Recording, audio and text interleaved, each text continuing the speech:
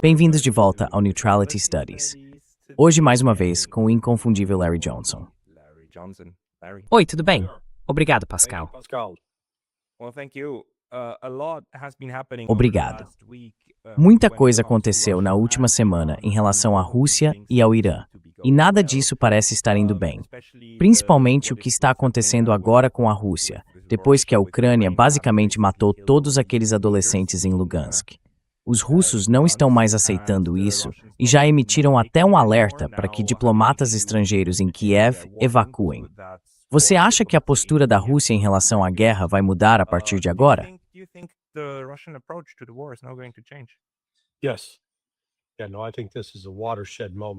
Eu acho que esse é um momento decisivo.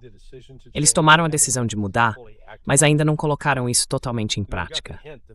A gente já tinha percebido um sinal de que as coisas estavam indo nessa direção há umas 3, talvez 4 semanas, quando o embaixador Dmitry Polyansky participou do podcast do Danny Davis e comentou que, basicamente, alvos na Europa agora estavam na mesa por causa dos ataques com drones que vinham acontecendo dentro da Rússia.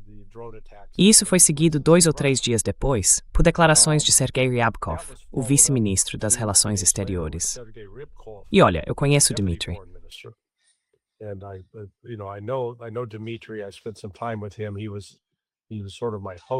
Passei um tempo com ele. Ele meio que foi meu anfitrião quando falei no Conselho de Segurança das Nações Unidas. E depois o Sergei Ryabkov. Eu o conheci pela primeira vez em dezembro de 2023. Era um seminário pequeno, com 12 pessoas. Eu estava lá com o Alastair Crooke e o Pepe Escobar. E o Sergei Ryabkov é um diplomata muito sério. Ele repetiu exatamente a mesma mensagem que o embaixador Polyansky tinha transmitido. Então, isso me mostrou logo de cara, porque, veja, o Dmitry não é o tipo de cara que sai por aí dizendo algo como vamos lá e acabar com os europeus. Sabe, isso não é ele.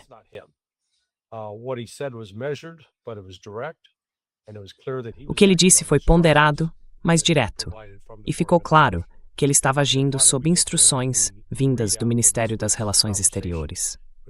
E aí, finalmente, a gente recebe o resumo da conversa desta semana entre o senador Lavrov, o ministro das Relações Exteriores, e o secretário de Estado Marco Rubio. Não foi o que eu chamaria de uma conversa agradável. O Lavrov é muito direto. E o alerta, sabe, estava lá no comunicado russo. O comunicado dos Estados Unidos não dizia nada, mas a mensagem era: diplomatas ocidentais, saiam de Kiev. A Rússia não faz ameaças vazias. Como disse Raymond Governey, que passou muitos anos estudando e analisando os russos no trabalho dele na CIA, se você quer saber o que os russos vão fazer, é só ouvir o que eles dizem, porque eles não são conhecidos por falar à toa. Eles são muito diretos.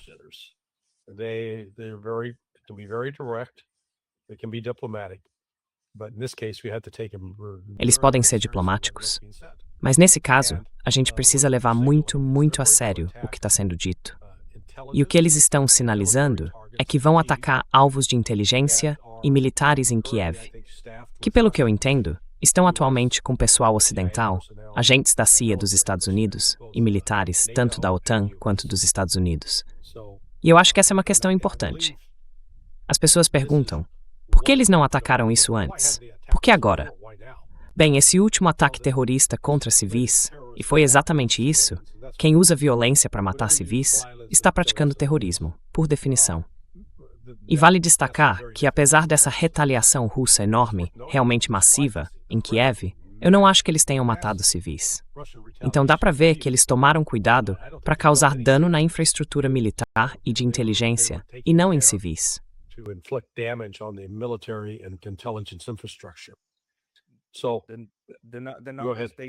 Então, os números que eles divulgaram, logo depois que aconteceu, na manhã seguinte, foram de 4 pessoas. Isso não foi confirmado, mas foi o que disseram do lado deles.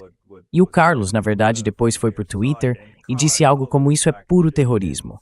Eles têm a intenção de matar. É um genocídio. Eles querem matar o máximo de pessoas possível. O que é, assim, um outro nível de estupidez? Mas foi isso que veio do Ocidente. Bom, o que dá pra dizer é o seguinte: se essa era mesmo a intenção da Rússia, eles são bem ruins nisso, viu? Especialmente vocês e os russos, né? Em áreas densamente povoadas e ainda assim não conseguem matar nem 2 dezenas de pessoas. Olha, vocês são realmente, mas realmente ruins nesse jogo. Mas tudo bem, como é que a gente interpreta isso então? Porque o que eu entendo do que você disse é que, quando a Rússia fala retirem seus diplomatas, na verdade ela está dizendo tirem essas pessoas em Kiev, que a gente sabe que são responsáveis por matar o nosso povo. E se vocês não tiraram, nós vamos matar.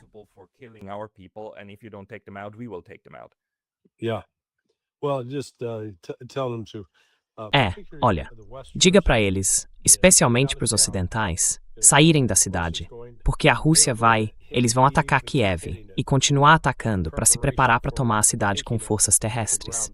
Eu acho que eles vão capturar e controlar Kiev, talvez até o fim do verão. Sabe, um dos motivos pelos quais eu acho que eles nunca fizeram esse tipo de ataque antes é que eles não queriam correr o risco de, matar ocidentais e acabar escalando o conflito a um ponto em que alguém pudesse dizer, ok, isso é uma violação do artigo 5, algo que a Rússia simplesmente não estava disposta a enfrentar.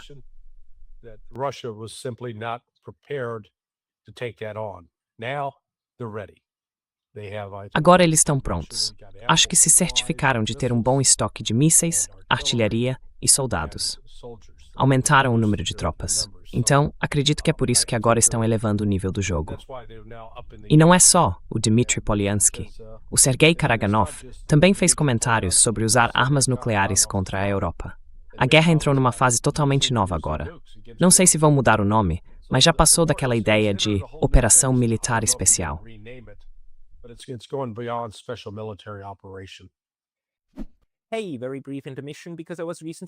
Ei, uma pausa bem rápida, porque eu fui banido do YouTube recentemente.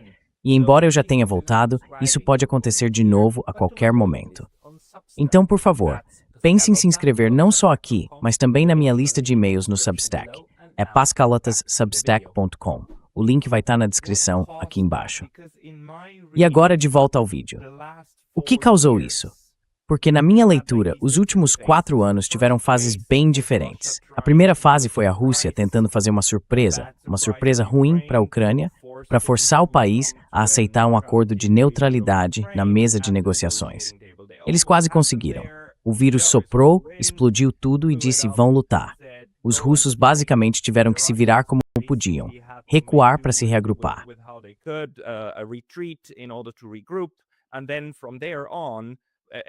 E aí, a partir de 2023, eles ficaram basicamente por 3 anos numa guerra de desgaste. A lógica era, tudo bem, Ucrânia e OTAN, joguem contra a gente o que tiverem, a gente destrói, desmilitariza vocês desse jeito e seguimos devagar, de forma metódica. Do lado russo, eles queriam manter a ficção de que era só uma operação militar. E o Ocidente queria manter a ficção de que estava apenas ajudando a Ucrânia. Mas o acordo implícito era, mantemos tudo dentro da Ucrânia, certo? Sempre que havia o risco de o conflito se espalhar, na prática, os 2 lados recuavam. E parece que essa foi, por motivos diferentes, a estratégia adotada. Só que agora parece que os europeus estão se cortando em fatias, tentando levar a guerra até o território russo, mas sem que a guerra chegue ao território deles. E a Rússia não vai aceitar isso, né? Você também entende assim? Right? Are you reading it the same way? You're exactly right. Você sabe, você está exatamente certo. Vamos comparar e contrastar a liderança na Rússia com a opinião pública e a liderança nos Estados Unidos com a opinião pública no que diz respeito à guerra. O Vladimir Putin, dá para dizer que sempre esteve um pouco atrás da opinião pública. Na verdade, ele nunca saiu por aí tentando mobilizar a população com vamos intensificar isso, sabe? Ele sempre foi mais cauteloso, enquanto o cidadão russo comum tem se mostrado mais disposto a ser mais agressivo.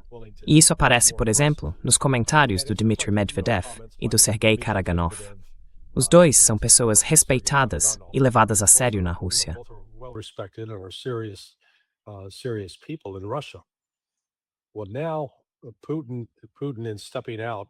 Bom, agora o Putin está entrando em cena porque ficou claro que o que o Lavrov disse foi por ordem direta dele. O Putin mandou, liga para aquele tal de Marco Rubio e diz isso para ele. E a mesma mensagem foi passada por Ryabkov e por Dmitry Polyansky. Você lembra do músico Alice Cooper? Anos 70, 80, nos Estados Unidos. Talvez antes do seu tempo. Ele tinha uma música chamada No More Mr. Nice Guy. Pois é, esse é o Putin agora. Acabou o cara bonzinho. A Rússia virou a chave nessa guerra. E eu espero que eles levem isso até o fim. Basicamente tornando Kiev um lugar impossível para diplomatas estrangeiros, pessoal militar estrangeiro e ex-agentes de inteligência. Military personnel and former intelligence officers.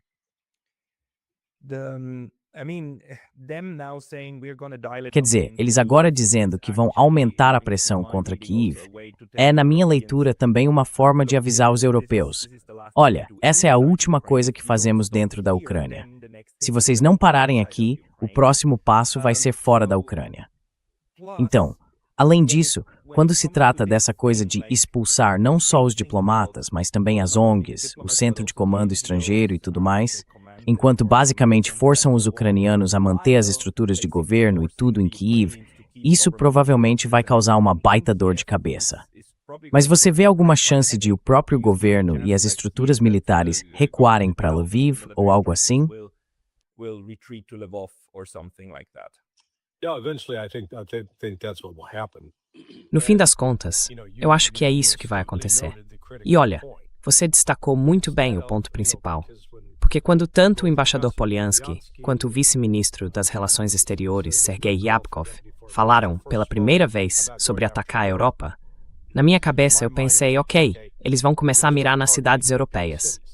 Essa é uma forma de atingir alvos europeus dentro da Ucrânia. É, digamos, um passo intermediário antes de uma escalada total. De novo, mesma chance de recuar. Get out of the way, save yourselves. And, it looks like it's had some effect. E olha, parece que isso teve algum efeito. Tanto o Starmer quanto o Macron andaram um pouco menos beligerantes ultimamente. Sabe, isso é tipo o fenômeno do cachorro pequeno. Já esteve perto de um cachorro grande, forte mesmo? Normalmente ele nem precisa latir pra você. Só a presença dele já intimida pra caramba. Agora aqueles cachorrinhos que ficam latindo sem parar são só um incômodo. Essa é a Kaja Kallas. E a von der Leyen, ou, como eu costumo chamar, Fond of Lying.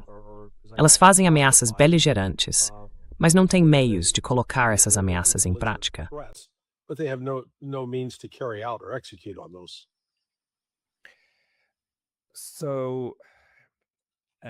Então, mesmo que essa nova fase da guerra continue dentro da Ucrânia, me parece que os europeus estão totalmente decididos a seguir em frente com os preparativos para uma guerra com a Rússia.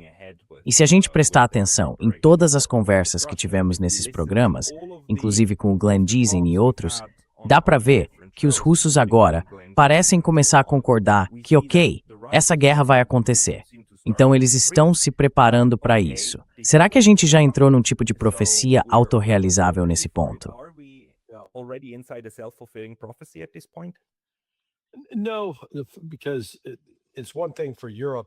Não, porque uma coisa é a Europa falar, outra bem diferente é agir. E é aí que está a salvação.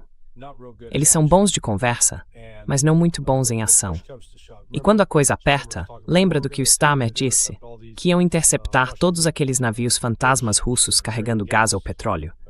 Pois bem, os russos aparecem com um dos seus navios de guerra, um destroyer, e o deixam ancorado na costa do Reino Unido. Aí o Starmer diz, deixa pra lá, não vamos fazer isso. Então, se dependesse só dos líderes, poderia até virar uma profecia autorrealizável. Mas eles não são os únicos que têm voz nessa história. O público, no geral, nesses vários países, eu acho que no fim das contas, vai acabar impedindo seus líderes de cometer suicídio político.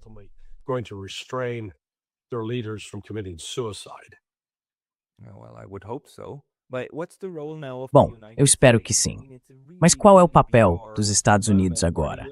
Quer dizer, é um momento realmente estranho, em que os Estados Unidos ainda fingem ser um mediador neutro, enquanto todo mundo concorda que o país é a peça central no processo de tomada de decisão da OTAN, o que acaba influenciando tudo até chegar em Kiev, certo? Então, qual é a posição dos Estados Unidos neste momento? US, Ukraine, Estados Unidos, Ucrânia. Você conhece a expressão o enteado ruivo? Pois é. Na cultura americana, quando uma família adotava uma criança, às vezes chamavam de enteado ruivo. Era aquele que não era o favorito, que não fazia parte do núcleo da família. Sempre tratado como um estranho. É assim que a Ucrânia está agora em relação aos Estados Unidos, o enteado ruivo. Porque o filho favorito, Israel, está recebendo todo o carinho, todo o dinheiro, todas as armas. E a Ucrânia, nada. E sabe, tem também muita autoilusão dos dois lados, tanto do Ocidente quanto da própria Ucrânia.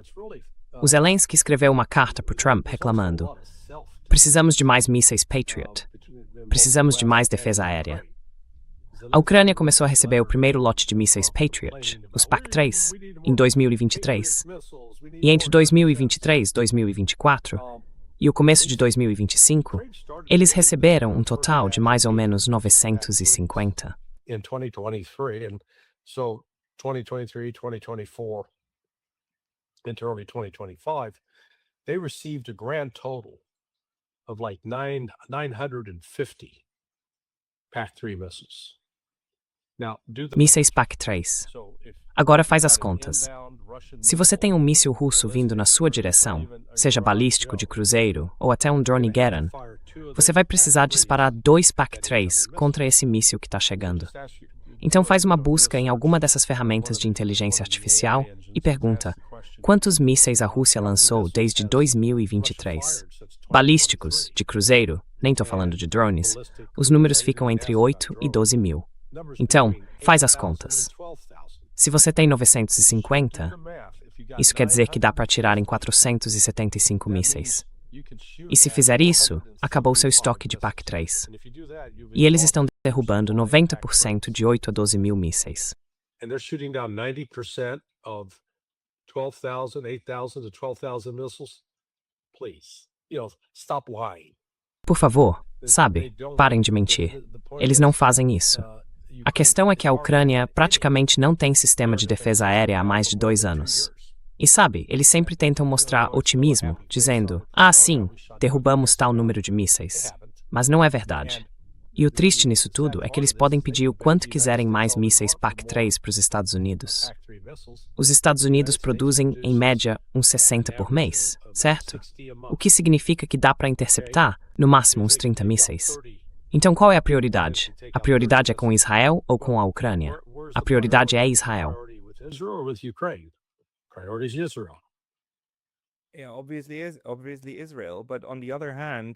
Obviamente, Israel. Mas, por outro lado, me parece que a Ucrânia, provavelmente por conta própria, aprendeu uma lição muito parecida, ou está tirando uma lição parecida, com algo que o Irã vem se preparando há um tempo. O fato de que você não consegue evitar ser atingido, mas pode manter a capacidade de revidar. E eles perceberam que, na verdade, todo esse sistema Patriot e tudo mais, eu acho que isso é em grande parte só lavagem de dinheiro. Porque agora, o que realmente machuca a Rússia são esses drones baratos que os ucranianos conseguem lançar, ou que a aliança da OTAN consegue lançar dentro da Rússia.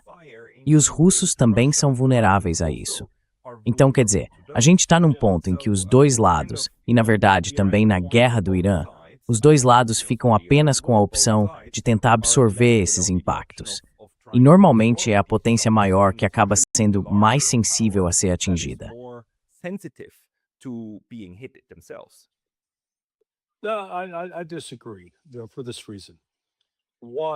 Eu discordo por um motivo. Primeiro, a maioria dos drones lançados contra a Rússia é abatida. A Rússia ainda tem um sistema de defesa aérea muito amplo e eficaz. Alguns passam, causam algum dano, mas em que escala exatamente? Vamos lembrar, em comparação de tamanho, até mesmo com o Irã, a Ucrânia tem mais ou menos 1/3 da área do Irã. E quando a gente olha para todos aqueles entre 8 e 12 mil mísseis balísticos e de cruzeiro lançados ao longo de 4 anos, sem falar nos drones, que eu diria facilmente entre 20 e 30 mil, mesmo com todo esse poder de fogo espalhado pela Ucrânia, o país ainda não foi esvaziado por dentro. Está sendo desgastado, sim, por atrito. Já a Ucrânia, por sua vez, não chega nem perto desse nível de poder de fogo. O que eles têm de mais forte agora são talvez alguns mísseis Storm Shadow e uma quantidade de drones.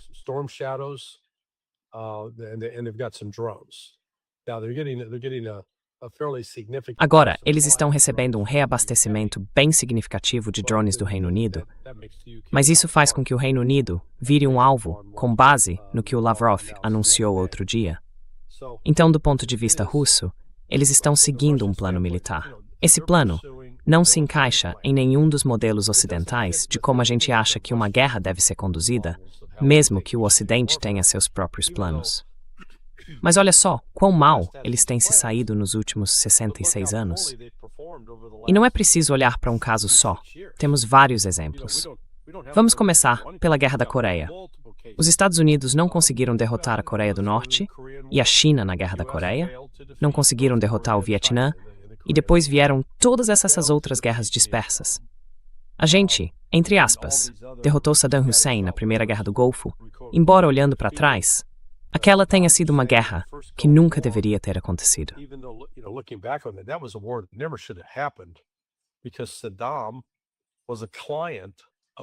Porque o Saddam era um aliado dos Estados Unidos. O Iraque tinha sido apoiado, financiado, armado e equipado pelos Estados Unidos durante a guerra contra o Irã. E aí, em pouco mais de um ano e meio talvez, os Estados Unidos se voltaram com tudo contra Saddam Hussein. É preciso olhar para aquele momento. Aquela guerra foi totalmente desnecessária. E eu olhando para trás, percebo que na época eu não entendia o que entendo hoje, o que sei hoje. Naquele tempo, eu não tinha acompanhado a história da guerra entre Irã e Iraque. Eu não sabia que os Estados Unidos tinham fornecido armas químicas e biológicas, e também a inteligência que o Iraque usava para atacar o Irã.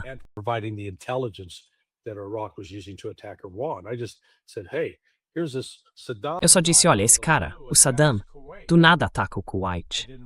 Eu não entendia direito que o Saddam tinha se encontrado com a embaixadora americana, April Glaspie, e dito algo como, olha, esses kuwaitianos estão roubando nosso petróleo, então eu vou entrar lá e acabar com isso. Vocês têm algum problema com isso? E a April respondeu para ele, os Estados Unidos não têm posição sobre isso. E ele disse, tá bom. E lembra, esse é o mesmo cara que vinha interagindo com a CIA e com o Departamento de Defesa dos Estados Unidos há quase 10 anos.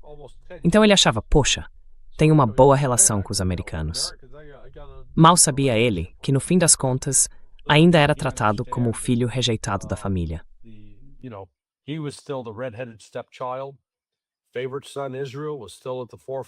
O filho favorito Israel ainda estava em destaque, e foi uma das principais justificativas, ou pelo menos motivações, para os Estados Unidos fazerem aquele ataque em 1990 para expulsá-lo do Kuwait. Então veja bem, os Estados Unidos militarmente fracassaram. E esse é outro ponto, eu acho, a grande revelação para a Rússia em tudo isso. Uma coisa é fazer uma avaliação de inteligência, mas outra bem diferente é ver como isso realmente acontece no campo de batalha. O Scott Ritter e eu tivemos uma pequena discordância no verão de 2022, quando os Estados Unidos começaram a usar algumas das suas peças de artilharia de 155 milímetros e um dos primeiros mísseis de curto alcance. The United States first introduced some of its 155mm artillery and one of the earlier short-range missiles. E o Scott disse na época que achava que aquilo mudava tudo. E eu respondi, não muda. Era argumento humano. Mas agora a gente chegou num ponto em que o que os russos vão fazer vai mudar completamente o jogo. Vai mudar de forma fundamental a natureza da guerra. E isso vai acontecer porque, veja, agora a Rússia percebe que os Estados Unidos são, na prática, um tigre de papel. Podem causar algum dano, sim, mas os Estados Unidos não conseguiram derrotar os outros, e agora também não conseguiram derrotar o Irã. E todas aquelas chamadas armas milagrosas, sabe? As armas maravilhosas enviadas para a Ucrânia, não conseguiram nem arranhar a capacidade militar e industrial da Rússia. Military and industrial capability.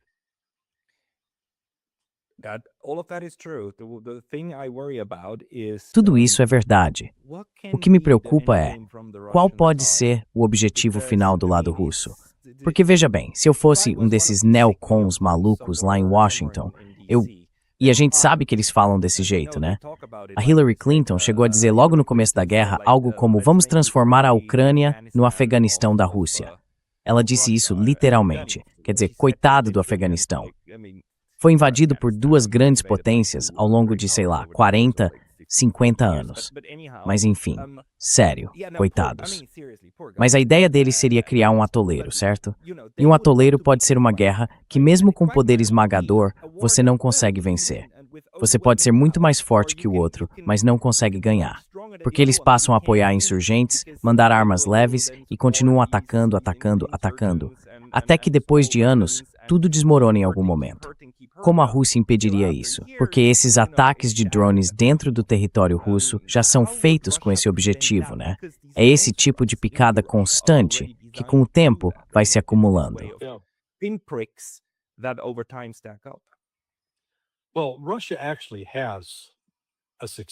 Olha, a Rússia, na verdade, tem um histórico bem-sucedido em lidar com insurgências, especialmente aquelas apoiadas pelo Ocidente. A primeira foi logo depois da Segunda Guerra Mundial, ali por 1949-50. A CIA e o M6 estavam envolvidos com os bandeiristas, montando unidades ucranianas para realizar ataques dentro da Rússia. Naquela época, os russos levaram uns 6 anos para acabar com aquilo. Depois, vamos pular para os anos 90. Teve a Primeira Guerra da Chechênia, em 92, 93. Mas a segunda começou para valer em agosto, acho que foi no dia 9 de agosto de 1999, e durou cerca de 11 anos. Terminou em 2010, quando Medvedev era presidente. Então a Rússia já enfrentou insurgências apoiadas pelo Ocidente, e saiu vitoriosa. E a derrota na Segunda Guerra da Chechênia foi uma guerra brutal? Ah, sem dúvida. Os russos mataram muito gente.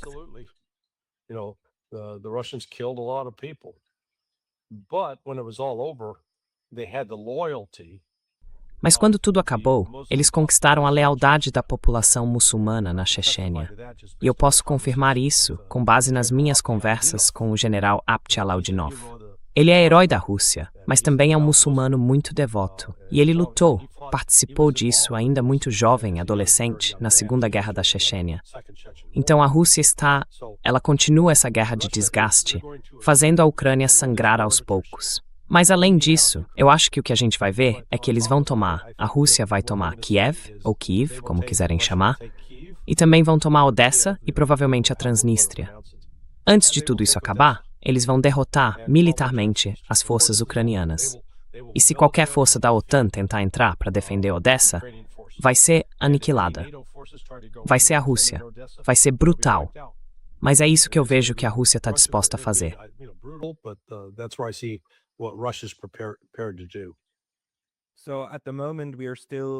Então, neste momento, ainda estamos de novo naquele ponto em que provavelmente os russos ainda querem manter a guerra dentro da Ucrânia, certo?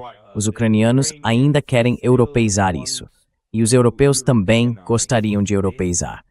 Então, no fim das contas, tudo deve depender da decisão de Washington sobre qual caminho seguir.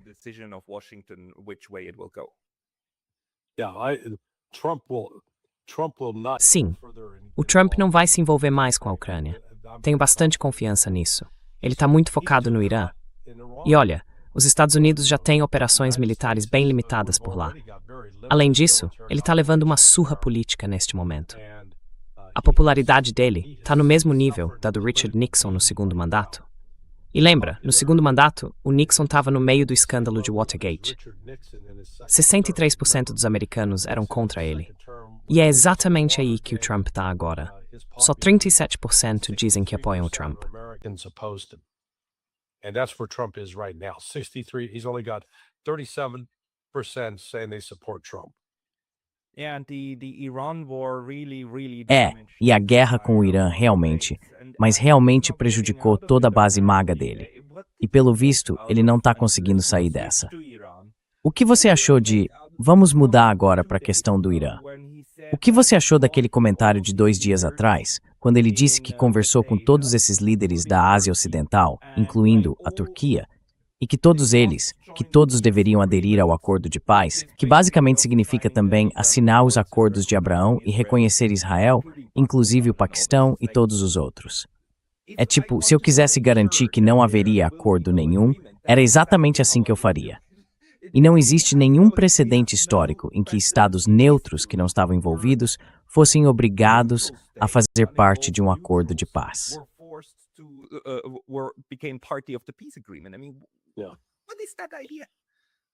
Quer dizer, qual é exatamente essa ideia?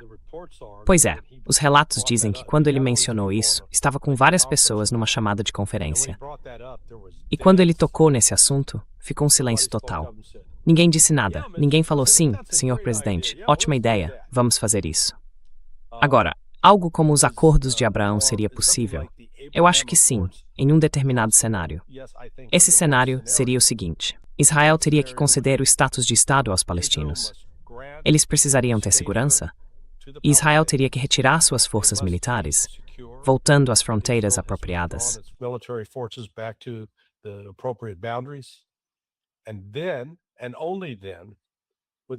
E só então, e apenas então, é que esses outros países estariam dispostos a considerar o reconhecimento de Israel como um Estado soberano. Enquanto continuarem travando guerras, atacando o Líbano e atacando os palestinos, não vai haver acordo de Abraão. E os sauditas deixaram isso muito claro. No dia seguinte, divulgaram um comunicado dizendo: não, isso não vai acontecer enquanto os direitos do povo palestino não forem tratados. O mesmo veio do Catar e o mesmo do Irã. Então você tem razão. Parece que o Trump talvez esteja tentando sabotar de propósito o próprio esforço de paz dele. Mas isso não vai a lugar nenhum.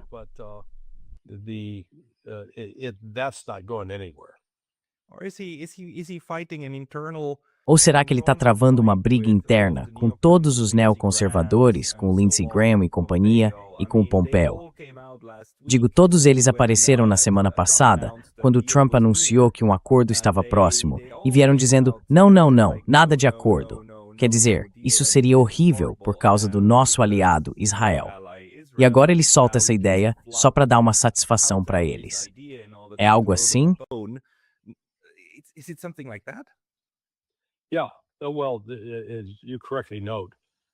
É bom, como você disse, as contas nas redes sociais do pessoal sionista enlouqueceram. E de novo, hoje a gente viu Trump dizendo coisas que, segundo alguém com fontes na Casa Branca, mostram que ele mais uma vez sabotou um acordo de paz. Por causa das declarações dele de que o Irã não vai continuar controlando o Estreito de Hormuz e insistindo que os acordos de Abraão precisam ser mantidos. Então, eu sei que os paquistaneses estão liderando essas negociações, tentando, costurar um acordo. Eles têm o apoio total da China, e tanto a China quanto a Rússia estão envolvidas, fazendo pressão diplomática sobre os árabes do Golfo.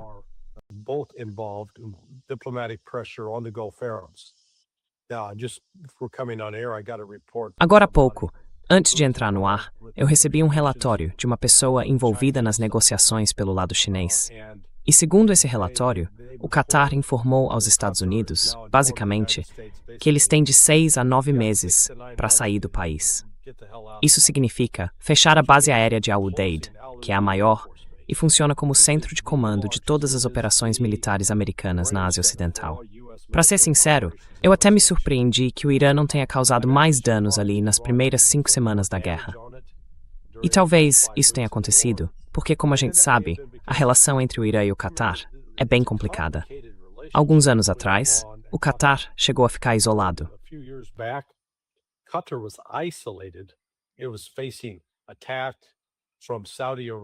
O país estava sendo atacado pela Arábia Saudita e pelos Emirados Árabes Unidos, e eles estavam até impedindo a chegada de ajuda humanitária. Então, quem forneceu suprimentos para o Catar naquela época? O Irã. Ou seja, os cataris não são ingratos. Eles se lembram disso. E é por isso que, na verdade, o Dalai Lama, o presidente do parlamento, estava no Catar. Eu não sei exatamente com quem ele se encontrou, mas tenho certeza de que foi com as lideranças. O Irã está montando toda uma nova estrutura de segurança. Eles estão trabalhando para construir isso. E o que isso significa é a exclusão dos Estados Unidos da Ásia Ocidental.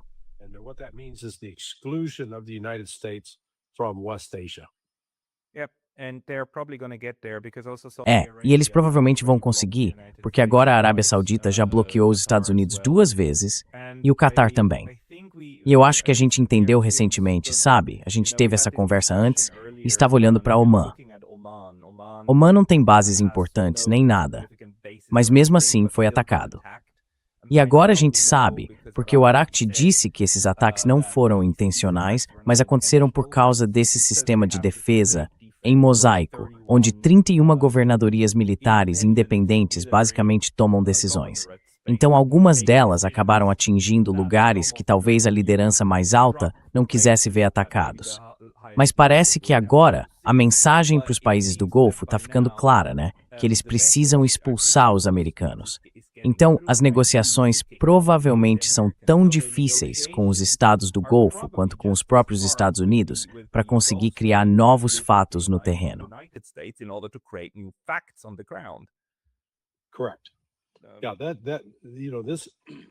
Certo. Então, isso não é um processo que acontece da noite para o dia. Ainda tem os paquistaneses trabalhando sob orientação dos chineses, que querem garantir que essa nova estrutura de segurança seja implementada. Basicamente, a ideia é que os países do Golfo e o Irã passem a garantir a própria segurança, como um grupo. E o grande ponto problemático nessa história toda são os Emirados Árabes Unidos. E mesmo dentro dos Emirados, não são todos. É basicamente o MBZ, que eu acho que fica em, como é mesmo o nome, não é Dubai, é a outra cidade principal dos Emirados, Abu Dhabi. Isso, Abu Dhabi. Acho que é lá que ele realmente se baseia. Então isso ainda está em andamento. Mas quando a gente entrou no ar, eu vi que houve novos confrontos hoje à noite em Bandar Abbas.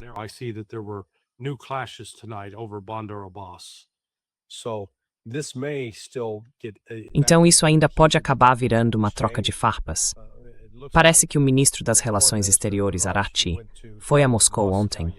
O Kremlin não deu destaque a isso. Eu estou supondo que foi o Arakchi, mas pode ter sido o ministro da Defesa.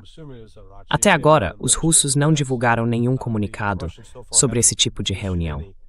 Então eu imagino que sejam negociações, conversas sobre o que o Irã pode estar propondo. O Irã disse algo como: tudo bem, nós abrimos mão do urânio original, desde que vocês, Rússia, o armazenem. Também se falou que o Paquistão poderia armazenar esse material. E aí o Trump teria dito que isso não poderia acontecer. Mas para o Irã, isso é uma linha vermelha. Os Estados Unidos não vão dizer ao Irã o que ele pode ou não fazer com o seu urânio enriquecido. Essa decisão cabe ao Irã.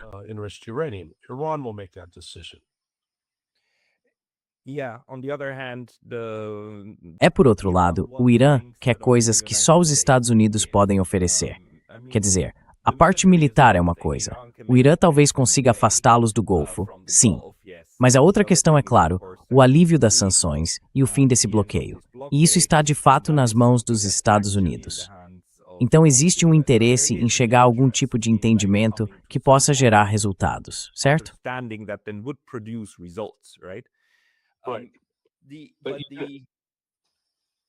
Mas, bom, deixa eu só acrescentar uma coisa. Dá para argumentar o seguinte: quem está sendo mais prejudicado pelo bloqueio? O Irã ou os árabes do Golfo? Eu diria que são os árabes do Golfo. Por quê? Porque, embora existam algumas restrições ou tentativas de limitar o que o Irã pode exportar pelos portos do Golfo Pérsico, eles ainda têm rotas comerciais abertas ao norte, pelo Mar Cáspio, com a Rússia e também com o Azerbaijão. Eles têm rotas terrestres passando por Tashkent, incluindo a ferrovia que liga o país à China, além da capacidade da China de enviar aviões cargueiros com mercadorias, e ainda 7 rotas terrestres vindas do Paquistão, com total cooperação paquistanesa. Então o Irã, na verdade, está em uma situação econômica bem razoável. Aquelas previsões alarmistas de que, com o bloqueio a economia deles vai sufocar, o país vai colapsar.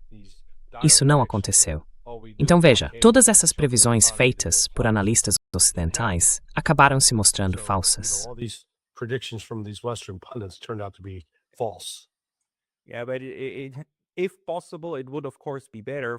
Se for possível, claro, seria melhor também para a economia iraniana que isso fosse suspenso, que as sanções fossem retiradas e que se pudesse fazer muito mais. Então isso seria algo positivo. Por outro lado, as redes sociais, na minha opinião, estão atrapalhando bastante esse processo diplomático, porque qualquer coisa que o Donald Trump publica vira um grande assunto. Mas me diga, qual é a sua intuição? Quer dizer, Existe mesmo uma diplomacia acontecendo por trás de tudo isso, com diplomatas iranianos e americanos dizendo algo como: não ligue para isso. O que realmente importa está acontecendo aqui, nessa mesa no Paquistão. Ou eles também ficam sempre preocupados com o que o Donald Trump postou ontem.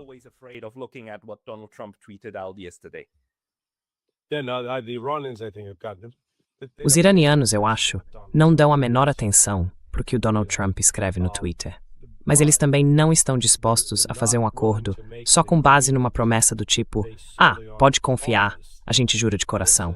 Tipo, se vocês fizerem isso, a gente suspende as sanções. O Irã vai simplesmente dizer: peraí, a gente já passou por isso. Já seguimos esse caminho com o acordo nuclear, o JCPOA. Vocês assumiram compromissos e não cumpriram. Então agora, a gente precisa de algo à prova de falhas. Algo realmente concreto. O Trump pode suspender as sanções, ou isso depende do Congresso? Porque se tiver que passar pelo Congresso, aí já era, né?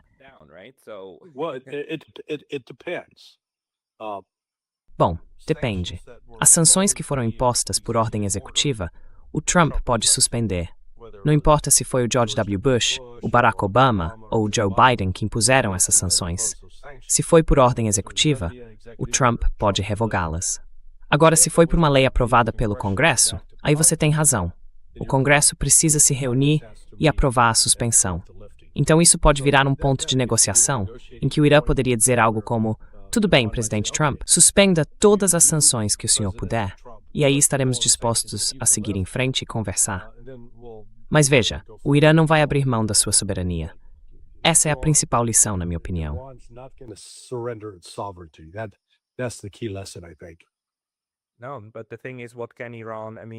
Não, mas a questão é, o que o Irã pode? Quer dizer, para ter qualquer tipo de acordo, o outro lado também precisa cumprir, certo? Então, o que você acha das sanções da ONU? Existe a possibilidade de que forcem o Trump a mandar o embaixador dele no Conselho de Segurança propor uma resolução para suspender as sanções da ONU contra o Irã.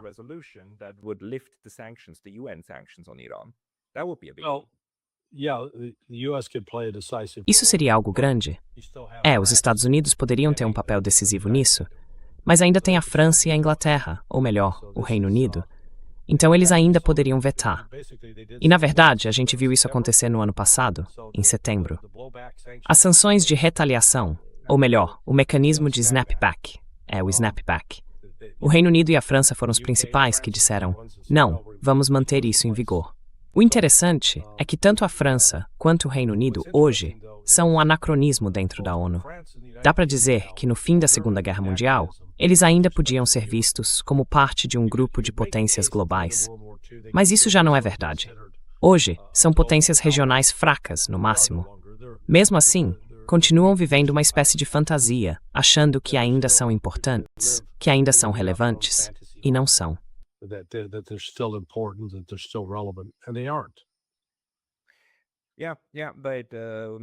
Mas quando um tratado te concede alguma coisa, os países tendem a manter isso até o fim. Tem mais alguma coisa, na sua opinião, acontecendo agora em torno do Irã, que seja importante para avaliar bem a situação?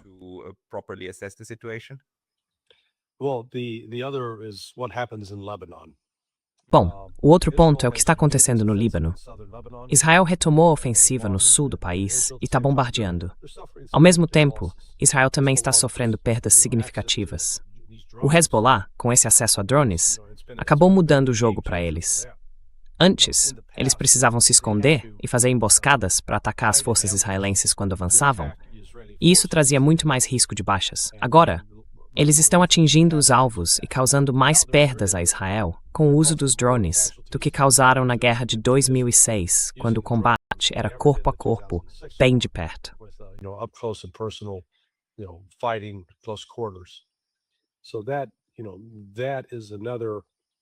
Então, sabe, esse é outro fator que vai entrar em jogo.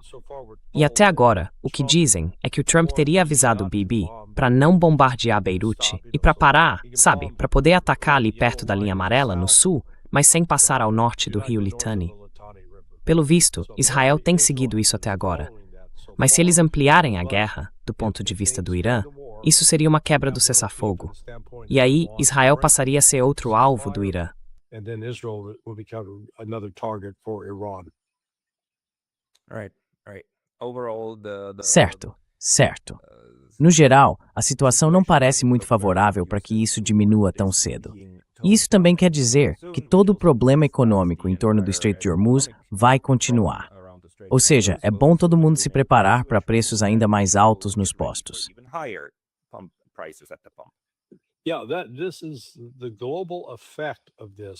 O impacto global disso na economia só começou a sentido agora. Mas o preço do petróleo, da gasolina e do diesel, por exemplo, está disparando no mundo todo. Então não é uma questão isolada. A China, apesar da esperança dos Estados Unidos de que o bloqueio pudesse pressionar o país de alguma forma, mostrou que não é bem assim. Na verdade, é o contrário. A China se preparou, criou uma espécie de seguro para si mesma e está praticamente imune ao bloqueio e a essas sanções.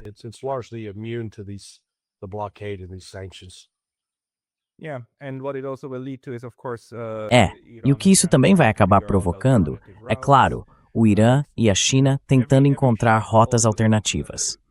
E sabe, cada choque também incentiva os outros a melhorar a própria resiliência. Então, última pergunta. A gente tem alguma indicação de que esses neocons malucos estão planejando alguma coisa para expandir essa guerra para a China? Digo, por enquanto parece tudo tranquilo aqui no Pacífico. É isso mesmo? Você vê alguma coisa aí do seu lado?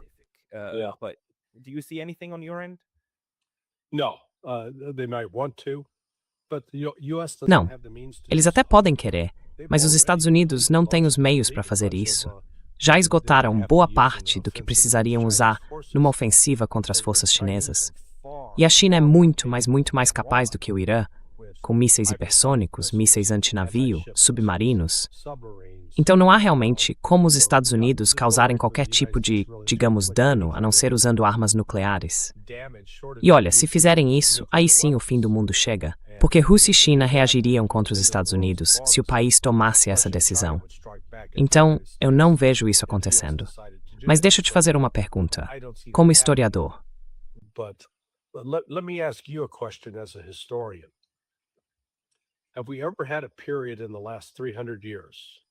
A gente já teve, em algum momento nos últimos 300 anos, um período em que 5 commodities essenciais para a produção industrial mundial foram interrompidas ao mesmo tempo? Veja só, 20% do petróleo do mundo cortado, 10% do gás natural liquefeito, 35% da ureia, que é fundamental para a produção de fertilizantes, entre outras coisas, também cortada.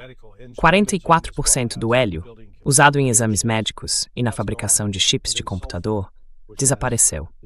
E o enxofre, que é essencial para produzir ácido sulfúrico, outro insumo importantíssimo para a atividade industrial. Eu, sinceramente, não me lembro. Não acho que a gente já tenha passado por algo assim.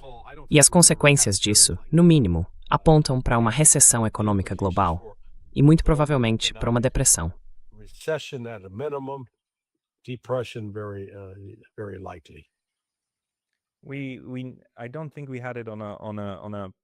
Eu não acho que a gente tenha visto isso numa escala global como a de hoje. Mas, infelizmente, esse tipo de coisa costuma ser um dos objetivos, ou pelo menos uma consequência, de guerras em grande escala. Quer dizer, era a ideia do Napoleão para lidar com os britânicos e a dos britânicos para lidar com o Napoleão. Cortar o acesso um do outro aos parceiros comerciais e começar a pressionar terceiros, países neutros, para que parem de negociar com o inimigo, certo? Então é algo que acontece naturalmente nesse tipo de conflito. Mas eu não acho que a gente tenha visto isso antes, nesse nível planetário.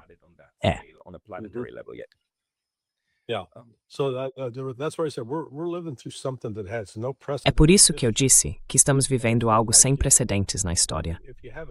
Não é como quando você tem um evento histórico e pode olhar para trás e dizer, ok, isso já aconteceu antes. Quais são as variáveis que estamos analisando? Aqui, estamos diante de algo totalmente novo. E é por isso que eu acho que a grande maioria das pessoas, até mesmo acadêmicos, analistas e especialistas de outras áreas, não entende completamente o quão sério isso é, nem o tamanho da disrupção que está por vir. E essa disrupção econômica na minha opinião, vai acabar tendo um papel muito importante. Com o tempo, isso vai se tornar o fator principal que vai criar os incentivos para realmente encerrar essa guerra e chegar a um acordo negociado que convença o Irã de que tudo bem, vocês venceram, nós vamos parar com isso.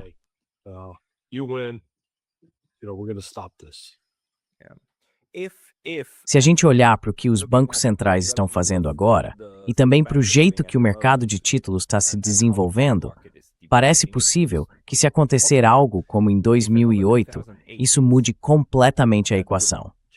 Mais um choque, mais um abalo econômico, relacionado, mas também bem diferente do que está acontecendo agora. Então vamos ver o que acontece, eu acho.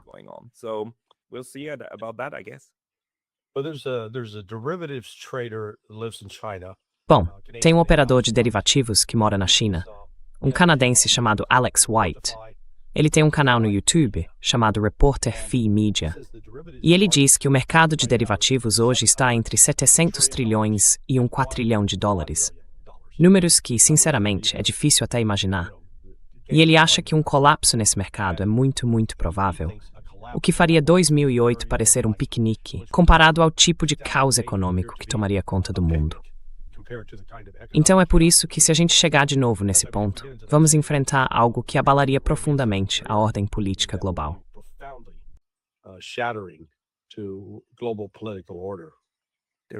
Derivativos são uma ideia muito idiota, especialmente esses que são divididos em partes. Quer dizer, foi isso que bagunçou tudo em 2008. Bom, é que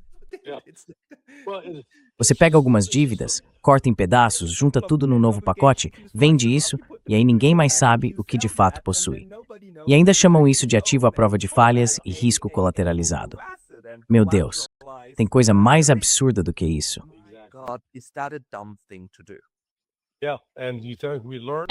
E você acha que a gente aprendeu alguma coisa? Nada. Aqui a curva de aprendizado é totalmente plana, cara. Então isso sabe, é mais uma coisa que tá vindo aí e que eu acho que muita gente que analisa políticas públicas nem tá levando em consideração.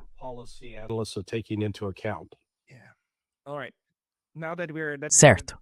Agora que voltamos completamente para o clima de pessimismo, eu quero te agradecer, Larry, pela ótima análise, e uma análise importante.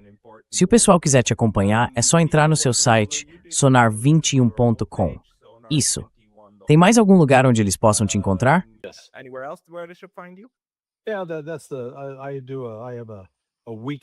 Sim, eu tenho um programa semanal no Countercurrents. Na verdade, eu acabei de entrevistar o Alex White hoje. Deve ir ao ar provavelmente na sexta-feira. Na semana passada, eu fiz uma com a Catherine Austin Fitts. E, de novo, ela trouxe uma análise econômica muito interessante. Ela foi trader em Wall Street, uma profissional bem experiente. E ela tem, sabe, uma visão muito clara sobre o lado econômico, que pode parecer meio entediante, mas é daí que eu acho que vai vir o verdadeiro pânico. Porque os mercados agora não estão se comportando de forma normal. A gente viu, durante a pandemia, o preço do petróleo disparar para $150 o barril, e isso no mercado futuro. Mas naquela época só tinha uma redução de cerca de 20% no fornecimento.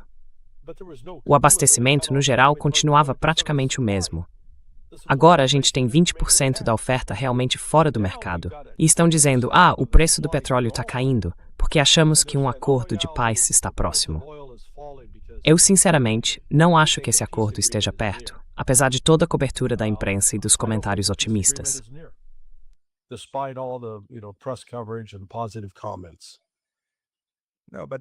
Não, mas é isso que é curioso sobre o mercado. Eles não precisam de algo real, precisam de algo em que acreditar, né? Isso só mostra que é um cassino enorme. Sim, mas tem gente que realmente leva isso a sério. E um dos principais atores é o presidente dos Estados Unidos. Mas agora, quem sabe, né? É como criar confiança. Enfim, Larry Johnson, a gente vai te trazer de volta em breve. Pessoal, acessem o Sonar 21 e apoiem o Larry. E lembrem-se, o YouTube baniu o Larry. Ele não pode mais ter o próprio canal, o que é terrível. Então, se puderem, apoiem ele por lá. Também acho que é no Buy Me a Coffee, né? Isso, Buy Me a Coffee, Patreon, Substack. Mas é tudo. Sabe, você pode acessar isso a partir da minha página inicial em sonar21.com. Sonar21.com. Apoie a análise independente. Larry Johnson, muito obrigado pelo seu tempo hoje. Ei, Pascal, valeu, meu amigo. Pascal, thank you, my friend.